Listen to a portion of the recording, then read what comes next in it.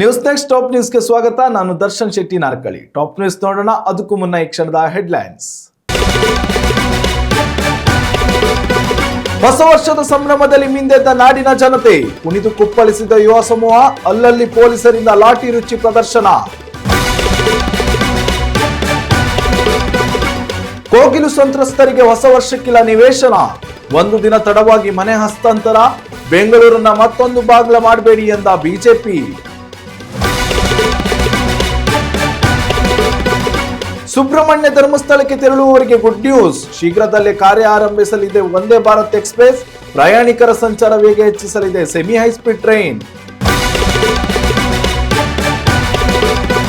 ಪಾರದರ್ಶಕ ಆಡಳಿತಕ್ಕೆ ರಾಜ್ಯ ಸರ್ಕಾರದಿಂದ ಮಹತ್ವದ ಹೆಜ್ಜೆ, ಆನ್ಲೈನ್ನಲ್ಲಿ ಇರಲಿದೆ ಕಂದಾಯ ನ್ಯಾಯಾಲಯ, ನಾಗರಿಕ ಸ್ನೇಹಿ ಕ್ರಮದ ಬಗ್ಗೆ ಸಚಿವ ಕೃಷ್ಣಬೈರೇಗೌಡ ಘೋಷಣೆ.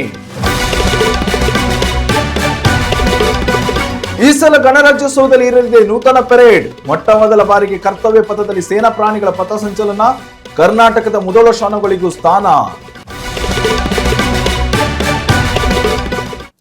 2025ಕ್ಕೆ ಗುಡ್ ಬೈ ಹೇಳಿದ ದೇಶದ ಜನತೆ 2026ರನ್ನ ಅದ್ದೂರಿಯಾಗಿ ಸ್ವಾಗತಿಸಿದ್ದಾರೆ.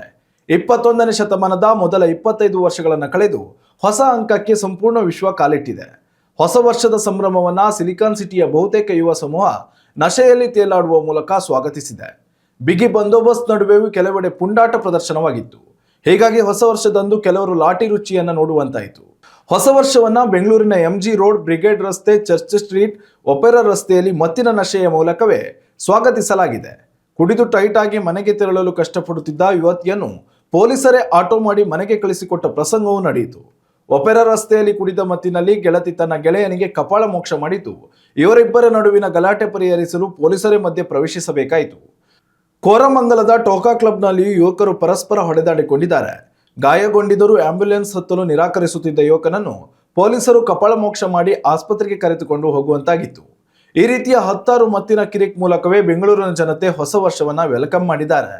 ರಾಜ್ಯದ ವಿವಿಧ ಜಿಲ್ಲೆಗಳಲ್ಲಿಯೂ ಹೊಸ ವರ್ಷವನ್ನ ಅದ್ದೂರಿಯಾಗಿ ಸ್ವಾಗತಿಸಲಾಗಿದ್ದು ಹೊಸ ಭರವಸೆ, ಹೊಸ ಚೈತನ್ಯ ಮೂಡಿಸಿದೆ.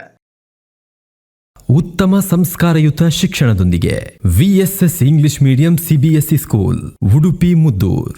ನರ್ಸರಿಯಿಂದ 10ನೇ ತರಗತಿವರೆಗೆ ಶಿಕ್ಷಣದ ಜೊತೆಗೆ 5ರಿಂದ 10ನೇ ತರಗತಿವರೆಗಿನ ವಿದ್ಯಾರ್ಥಿನಿಯರಿಗೆ ಉತ್ತಮ ಹಾಸ್ಟೆಲ್ ಸೌಲಭ್ಯವೂ ಇದೆ. ನಿಮ್ಮ ಮಕ್ಕಳ ಪ್ರವೇಶಾತಿಗಾಗಿ ಈ ಸಂಖ್ಯೆಗೆ ಕರೆ ಮಾಡಿ. ಬೆಂಗಳೂರು ಕೋಗಿಲು ಬಡಾವಣೆಯಲ್ಲಿ ಅಕ್ರಮವಾಗಿ ವಾಸವಿದ್ದ ಕುಟುಂಬಗಳಿಗೆ ಮನೆ ತೆರವು ಮಾಡಿದ ಬಳಿಕ ಇದೀಗ ಹೊಸ ಮನೆಯನ್ನು ನೀಡಲು ರಾಜ್ಯ ಸರ್ಕಾರ ಮುಂದಾಗಿದೆ. ರಾಜ್ಯ ಸರ್ಕಾರದ ಘೋಷಣೆಯಂತೆ ಇಂದು ನಿರಾಶ್ರಿತರಿಗೆ ಮನೆ ಹಸ್ತಾಂತರ ಮಾಡಬೇಕಿತ್ತು. ಆದರೆ ದಾಖಲೆಗಳ ಪರಿಶೀಲನೆಯ ಅಗತ್ಯ ಇರೋದ್ರಿಂದ ಒಂದು ದಿನ ತಡವಾಗಿ, ಅಂದರೆ ನಾಳೆ ಮನೆ ಹಸ್ತಾಂತರ ಪ್ರಕ್ರಿಯೆ ನಡೆಯಲಿದೆ. ಆದರೆ ದಾಖಲೆಗಳ ಪರಿಶೀಲನೆಯ ಅಗತ್ಯ ಇರೋದ್ರಿಂದ ಒಂದು ದಿನ ತಡವಾಗಿ, ಅಂದರೆ ನಾಳೆ ಮನೆ ಹಸ್ತಾಂತರ ಪ್ರಕ್ರಿಯೆ ನಡೆಯಲಿದೆ ಎಂದು ವಸತಿ ಸಚಿವ ಜಮೀರ್ ಅಹಮದ್ ಖಾನ್ ತಿಳಿಸಿದ್ದಾರೆ. ಕೋಗಿಲು ಬಡಾವಣೆ ನಿವಾಸಿಗಳು ನಿರಾಶ್ರಿತರಾದ ಬಗ್ಗೆ ಕೇರಳದಿಂದ ರಾಜಕೀಯ ಒತ್ತಡ ಬಂದ ಬಳಿಕ ಈ ನಿವಾಸಿಗಳ ಹಿತ ಕಾಯುವಂತೆ ರಾಜ್ಯ ಸರ್ಕಾರಕ್ಕೆ AICC ಪ್ರಧಾನ ಕಾರ್ಯದರ್ಶಿ KC ವೇಣುಗೋಪಾಲ್ ಸೂಚನೆ ನೀಡಿದರು.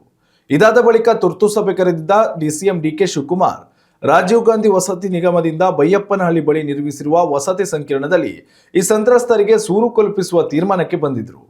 ಇನ್ನು ಕಾಂಗ್ರೆಸ್ ಸರ್ಕಾರದ ಈ ಕ್ರಮವನ್ನ ಬಿಜೆಪಿ ತೀವ್ರವಾಗಿ ವಿರೋಧಿಸಿದೆ. ಅಕ್ರಮವಾಗಿ ವಾಸವಾಗಿದ್ದವರಿಗೆ ಕನ್ನಡಿಗರ ಜಾಗದಲ್ಲಿ ಇದೀಗ ಸಕ್ರಮವಾಗಿಯೇ ಮನೆ ನಿರ್ಮಿಸಿಕೊಡುವ ಕೆಲಸವನ್ನ ಈ ಟೋಪಿ ಸರ್ಕಾರ ಮಾಡುತ್ತಿದೆ. ಈ ಮೂಲಕ ಬೆಂಗಳೂರನ್ನ ಮಿನಿ ಬಾಂಗ್ಲಾದೇಶ ಮಾಡಲಾಗುತ್ತಿದೆ. ಈ ಮೂಲಕ ಕನ್ನಡಿಗರ ಕೈಗೆ ಚಿಪ್ಪು ಕೊಡಲಾಗುತ್ತಿದೆ ಎಂದು ಆಕ್ರೋಶವನ್ನ ಹೊರಹಾಕಿದೆ. ಕರಾವಳಿ ಜನತೆಗೆ ಕೇಂದ್ರ ಸರ್ಕಾರ ಹೊಸ ವರ್ಷಕ್ಕೆ ಬಂಪರ್ ಉಡುಗೊರೆಯನ್ನು ನೀಡಿದೆ. ಮಂಗಳೂರು ಬೆಂಗಳೂರು ಮಾರ್ಗವಾಗಿ ಶೀಘ್ರದಲ್ಲಿಯೇ ವಂದೇ ಭಾರತ್ ಎಕ್ಸ್ಪ್ರೆಸ್ ರೈಲು ಸೇವೆ ಆರಂಭಗೊಳ್ಳಲಿದೆ. ಈ ಮೂಲಕ ಕರಾವಳಿಯ ಪ್ರಯಾಣ ಮತ್ತಷ್ಟು ವೇಗ ಪಡೆದುಕೊಳ್ಳಲಿದೆ. ಕೇಂದ್ರ ರೈಲ್ವೆ ರಾಜ್ಯ ಸಚಿವ ವಿ ಸೋಮಣ್ಣ ಅವರು ಬಹುನಿರೀಕ್ಷಿತ ಸೆಮಿ ಹೈಸ್ಪೀಡ್ ರೈಲು ಸೇವೆ ಕೊನೆಗೂ ಹಳಿಗೆ ಬರಲಿದೆ ಎಂಬ ಸುಳಿವು ನೀಡಿದ್ದಾರೆ. ದಕ್ಷಿಣ ಕನ್ನಡ ಜಿಲ್ಲೆಯ ಪುಣ್ಯಕ್ಷೇತ್ರಗಳಾದ ಸುಬ್ರಹ್ಮಣ್ಯ ಹಾಗೂ ಧರ್ಮಸ್ಥಳಕ್ಕೆ ಪ್ರಯಾಣ ಬೆಳೆಸುವವರಿಗೆ ಈ ರೈಲಿನಿಂದ ತೀವ್ರ ಅನುಕೂಲವಾಗಲಿದೆ. ಈ ಸಂಬಂಧ ಸಾಮಾಜಿಕ ಜಾಲತಾಣದಲ್ಲಿ ಸಚಿವ ವಿ ಸೋಮಣ್ಣ ಮಾಹಿತಿ ನೀಡಿದ್ದಾರೆ. ಕರ್ನಾಟಕದ ಪಶ್ಚಿಮ ಘಟ್ಟಗಳಲ್ಲಿ ಶೀಘ್ರದಲ್ಲಿಯೇ ವಂದೇ ಭಾರತ್ ರೈಲುಗಳು ಓಡಾಡಲಿವೆ.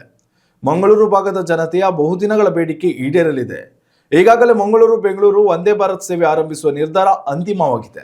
ಸಕಲೇಶಪುರ ಮತ್ತು ಸುಬ್ರಹ್ಮಣ್ಯ ರಸ್ತೆಯ ನಡುವಿನ 55 ಕಿಲೋಮೀಟರ್ ಘಾಟ್ ವಿಭಾಗದಲ್ಲಿ ವಿದ್ಯುದೀಕರಣ ಕಾರ್ಯ ಪೂರ್ಣಗೊಂಡ ಬಳಿಕ ರೈಲು ಸೇವೆ ಆರಂಭಿಸಲಾಗುತ್ತದೆ ಎಂದು ಮಾಹಿತಿ ನೀಡಿದ್ದಾರೆ.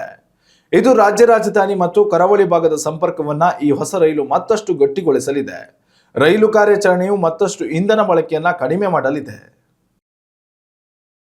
ಉತ್ತಮ ಸಂಸ್ಕಾರಯುತ ಶಿಕ್ಷಣದೊಂದಿಗೆ ವಿಎಸ್ಎಸ್ English medium CBSE school Udupi Muddur.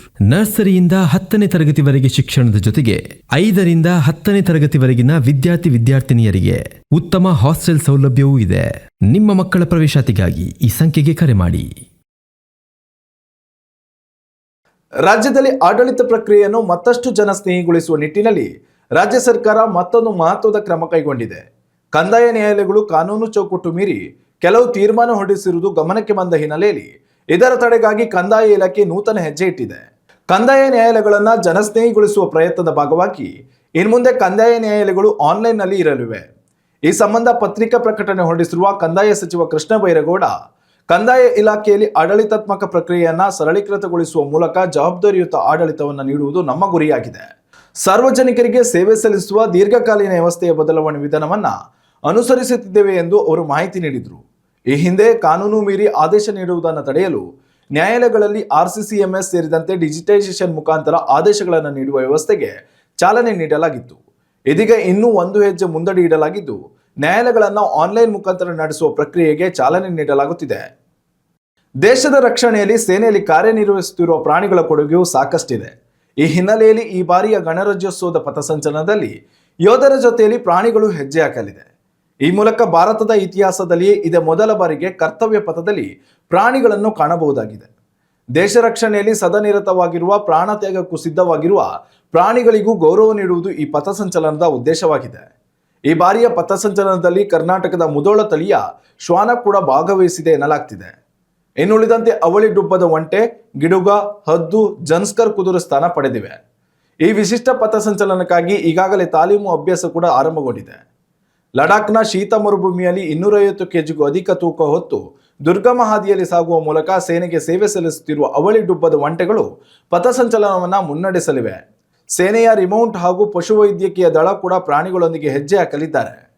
2 ಒಂಟೆಗಳು, 4 ಜನ್ಸ್ಕರ್ ಕುದುರೆಗಳು, 4 ಗಿಡುಗ ಹಾಗೂ ಹದ್ದು, 10 ಮಿಲಿಟರಿ ನಾಯಿಗಳು ಹಾಗೂ 6 ಸಾಂಪ್ರದಾಯಿಕ ತಳಿಯ ಸೇನಾ ನಾಯಿಗಳು ಪಥಸಂಚಲನದಲ್ಲಿ ಕಾಣಿಸಿಕೊಳ್ಳಲಿವೆ. ಇನ್ನಷ್ಟು ತಾಜಾ ಸುದ್ದಿಗಳಿಗಾಗಿ ನೋಡ್ತಾ ಇರಿ ನ್ಯೂಸ್ ನೆಕ್ಸ್ಟ್. ಇದು ವರ್ತಮಾನದ ಕೈಗನ್ನಡಿ. ಉತ್ತಮ ಸಂಸ್ಕಾರಯುತ ಶಿಕ್ಷಣದೊಂದಿಗೆ ವಿಎಸ್ಎಸ್ English medium CBSE school Udupi Muddur. ನರ್ಸರಿಯಿಂದ 10ನೇ ತರಗತಿವರೆಗೆ ಶಿಕ್ಷಣದ ಜೊತೆಗೆ 5ರಿಂದ 10ನೇ ತರಗತಿವರೆಗಿನ ವಿದ್ಯಾರ್ಥಿನಿಯರಿಗೆ ಉತ್ತಮ ಹಾಸ್ಟೆಲ್ ಸೌಲಭ್ಯವೂ ಇದೆ. ನಿಮ್ಮ ಮಕ್ಕಳ ಪ್ರವೇಶಾತಿಗಾಗಿ ಈ ಸಂಖ್ಯೆಗೆ ಕರೆ ಮಾಡಿ.